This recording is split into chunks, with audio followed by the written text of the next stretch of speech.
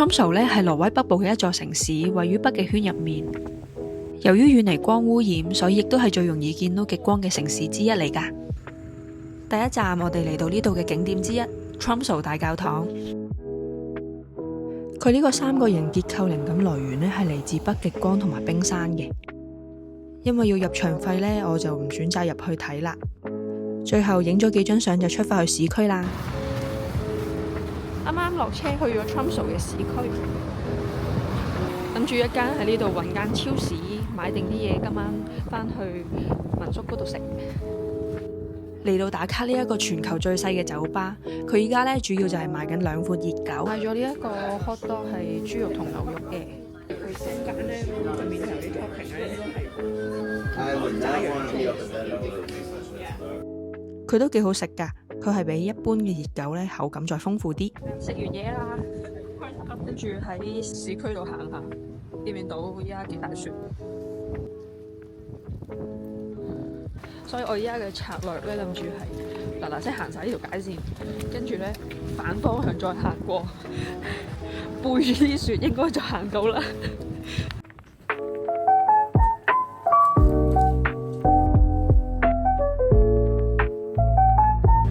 好恐怖啊！我覺得我仲瞓緊覺㗎。我實在太想食三文魚啊，所以我依家決定咧去另外一間超市再揾過。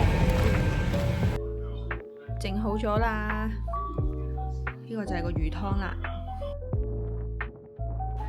到咗第2日，今日就出發去坐纜車睇下 Tromsø 嘅景色。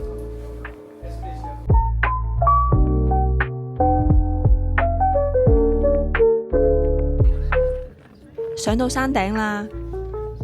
Tromsø 呢一度咧有好多山脈㗎，所以就會吸引咗好多遊客過嚟徒步啦，同埋滑雪。而上到嚟纜車呢一度咧，都有一個稍微高少少嘅山丘。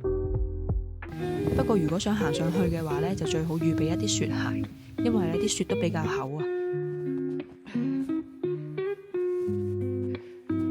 最後都冇行到上去個頂嗰度啊，有少少遺憾啊。其實我行到2/3左右噶啦，剩翻1/3。不過呢，我要留翻啲時間呢去追極光嗰個集合點啊，去過去都要1個鐘。同埋我好肚餓，我要去食啲嘢先啊。最後喺山腰度影下呢個咁靚嘅雪景，之後就出發去睇北極光啦。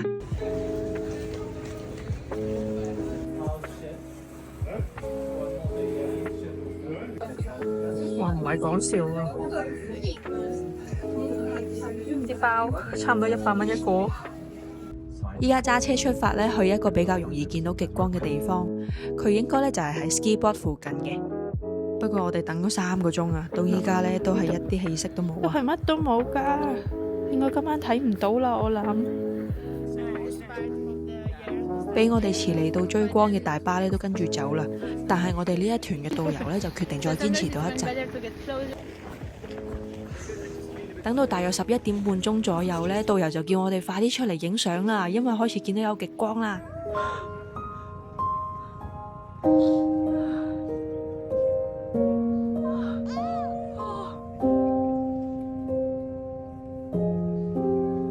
見到嗰下真係會好感動，就好似就想喊。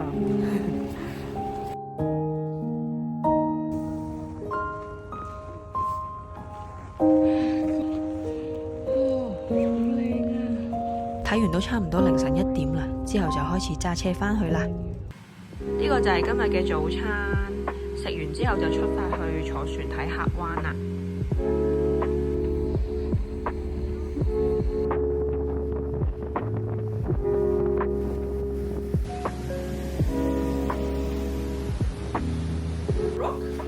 第一站呢，就聽導遊講解當地有啲咩海產。然後就參觀咗當地嘅魚架，啲漁民呢就將捕獲返嚟嘅鱈魚洗乾淨之後呢，就掛喺呢一個魚架上面進行風乾。我試咗一啖啊，個口味上呢其實都有啲似馬介休。之後就出發去下一個景點啦。導遊揾咗一個比較平靜啲嘅湖面，俾我哋睇下水底入面嘅情況。嚟到呢度呢，成個湖面都係冰嚟㗎。坐咗1日船，又差唔多到黃昏啦。跟住就返去市區食晚飯。今日出發去坐雪橇啊，係我最期待嘅環節啊！一去到呢啲雪橇犬都超熱情啊，好快就會自己過嚟黐住啲遊客。到工作人員講解嗰陣時呢，佢哋都照樣黐埋去。第一批呢，啱啱就出發咗去坐呢個雪橇，咁我哋就係第2批咯。依家就坐喺個帳篷入邊等陣咯。到我哋啦！啲雪橇犬呢，超興奮啊，有得出去玩。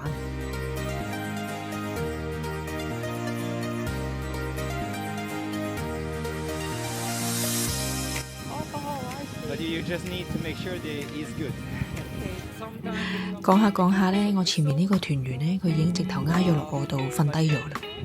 工作人員呢，會喺每一次走完之後評估一下雪橇嘅身體狀況。